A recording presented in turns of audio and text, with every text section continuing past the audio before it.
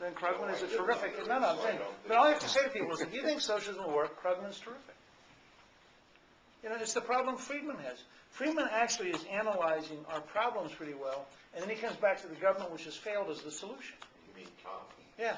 But if you read his recent columns, he actually has very interesting analysis of what's going wrong, and then reverts to, therefore, if only government would work, even though he just told you in the column government's not working. But that's because they're of the true faith. Yeah, they begin with that assumption. Yeah, that's right. Of course, that's Washington is completely corrupt, nothing but backdoor deals, politics, people sniping at one another, so let's give it more power. Right. So your rule of 5 times and change, do you feel that is setting us up for the midterm elections? And 12 and 14 and 16. And I think if you look at Scott Brown, in a sense, that was almost to have a 31-point swing in a state is phenomenal. And I think a large part of it was that the tone and the mood that is building is not them. I mean, part of the challenge in this state is because the party structures are so weak, which is one of the side effects of Hiram Johnson, that you don't have an ability to grow a generation of leaders across the whole system. But my hunch is, if you had a not them party this fall, that the potential of wiping out Sacramento would be unbelievable. But doesn't that cause an interesting problem? You mentioned the word arrogance. So is there an arrogance of circumstance within the Republican movement now? Because it seems like people aren't running back to the Republicans because they have good ideas, or they're saying anything new, or they've offered up a new contract with America. They're running away from the Obama administration, which poses an interesting challenge for the Republicans, because if they do get power back and they don't have good ideas, which they haven't demonstrated to me yet, what happens? Well, that's part of the challenge. I mean, part of the challenge in California.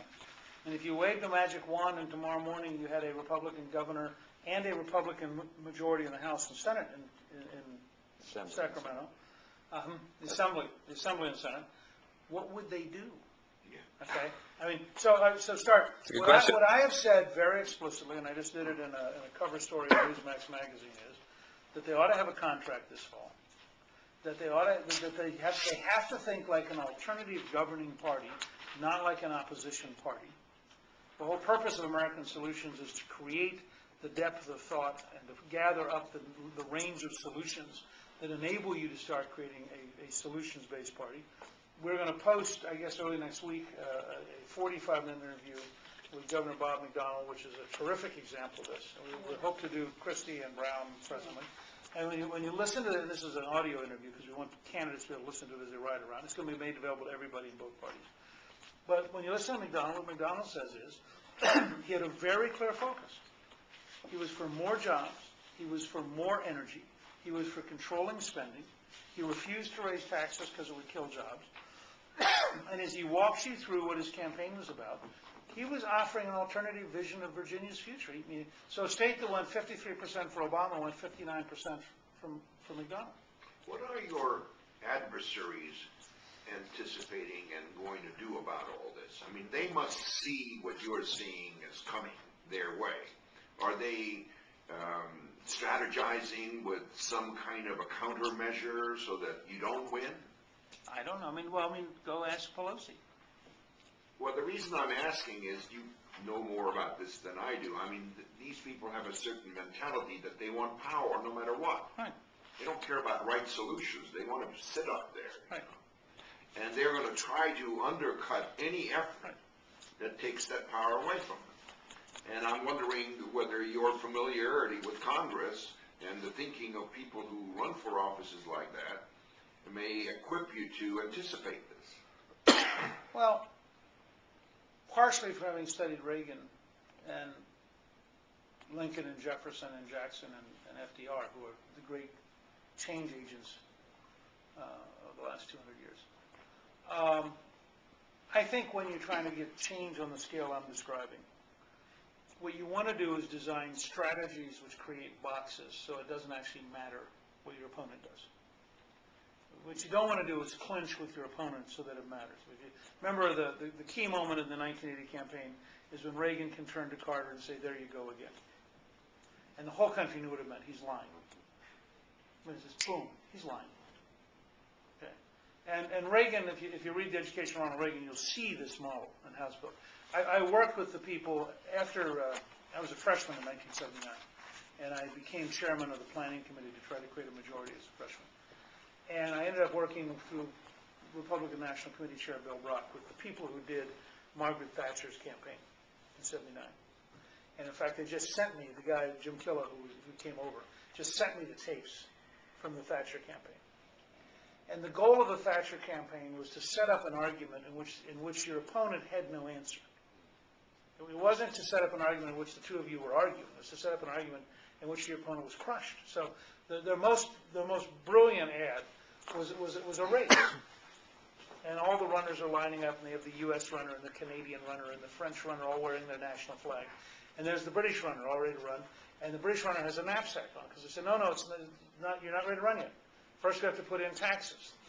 Then we have to put in regulations. Now we have to put in litigation. They kept piling. Now we have to put in the union movement. And the runner at some point finally falls over backwards because there's so much weight in his knapsack. And they said, isn't it time to give Britain a chance to compete? And it captured the mood because they had the winter of discontent. The unions had gone crazy. They were literally fighting with the Labor government over who controlled the country. It was an enormously bitter period. That's what we have now. We have the unions and the Union Party fighting over who's That's right. controlling it. What you have is a trial lawyer, bureaucratic union movement, and there are now more members of bureaucratic unions than private sector unions. Literally. Tactically, this argument that can't be rebutted, that can't be engaged, is essentially what Obama did. Right. Hope and change. How do you argue hope and change? No, the difference is he couldn't tell you what he meant. Yeah. Because he wouldn't have won. Even with all the problems the Republicans had, if the country understood this guy will pass a $787 billion bill with no member having read it, you know, that if somebody tries to blow up an airplane over Detroit, they will immediately make sure he has a trial lawyer or a defense attorney, that he's going to close Guantanamo and build Guantanamo North in Illinois. I mean, people would have thought he was crazy. So they didn't tell you all that. They said, you know, I'm really a moderate. I mean, he said it the other day at the Republican thing. He said, I'm really not an ideological person. You think, oh yeah? What does an ideological person look like? He's a proud pragmatist, he Right. announced. Right. Going. I think, by the way, in my book, To Save America, we outline some of Alinsky's rules for radicals. Because I actually think you can really understand the Obama team. If you take Chicago machine politics and Alinsky's rules for radicals, you have about 90% of the behavior of the Obama team. You mentioned the. Showing up tonight at how many of these events are you having around the country, 10 or something? There'll be 10 this They're year. going to show up and they want jobs, basically, Right. right? Well, I mean, are you just going to talk out the plan? I mean, is this? Well, first of all, we're going to listen to people. I mean, one of our goals is to listen to people who create jobs, talk about jobs, as opposed to listening to college professors who study people who might create jobs. You know, so there's a big difference between who you have in the room. Second, our goal is to lay out a plan and get their reaction to it. I mean, we keep modifying and improving it. People bring us new ideas, et cetera. And third, it is to get them to go see their elected officials. I mean, Barbara Boxer's up for re-election. This is a remarkable survey.